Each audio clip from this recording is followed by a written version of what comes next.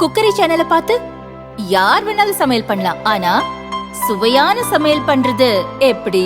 நான் இதயம் நல்லெண்ணெயில சமையல் பண்றேன். ஆஹா ஓஹோன்னு பாராட்டுறாங்க. நீங்களும் இதயம் நல்லெண்ணெயில சமையல் பண்ணுங்க, பாராட்ட வாங்குங்க.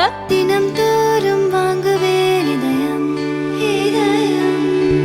சென்னை பெரம்பூர் மங்களபுரத்தைச் சேர்ந்தவர் மணிகண்டன், வயது 28. இன்னும் திருமணமாகாத நிலையில் எந்த வேலைக்கும் செல்லாமல் குடித்துவிட்டு வீட்டிலேயே இருந்து வந்தார்.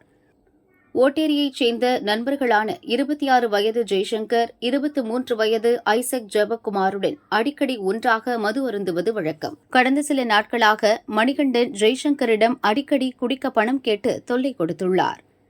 கடந்த 21ஆம் தேதி மாலையும் பணம் கேட்டபோது ஜெய்சங்கர் பணம் இல்லை என கூறிவிட்டு சென்றுவிட்டார். பிறகு வழியில் வந்த ஜெய்சங்கரின் அப்பா ஆறுமுகத்திடம், உனது மகன் பணம் கேட்டால் தரமாட்டேன் என்கிறான், அவனை கொலை செய்து விடுவேன் என மிரட்டி அனுப்பி வைத்துள்ளார். வீட்டிற்கு சென்ற ஆறுமுகம் நடந்ததை சொல்லி மகன் ஜெய்சங்கரை கண்டித்துள்ளார். ஆத்திரமடைந்த ஜெய்சங்கர் நண்பர் ஐசக் ஜெபக்குமாருடன் சென்று இரும்பு ராடால் மணிகண்டன் தலையில் தாக்கியுள்ளார். படுகாயமடைந்த மணிகண்டன் இரத்த வெள்ளத்தில் அதே இடத்தில் மயங்கி விழுந்ததும் இருவரும் தப்பியோடினர். அக்கம் பக்கத்தினர் மணிகண்டனை மீட்டு கீழ்ப்பாக்கம் அரசு மருத்துவமனையில் சேர்த்தனர். அங்கு சுயநினைவின்றி உயிருக்கு ஆபத்தான நிலையில் சிகிச்சை பெற்று வந்தார். சம்பவம் தொடர்பாக ஓட்டேரி போலீசார் வழக்கு பதிந்து தப்பியோடிய ஜெய்சங்கர், ஐசக் ஜெபக்குமார் இருவரையும் கடந்த 22ஆம் தேதி கைது செய்தனர்.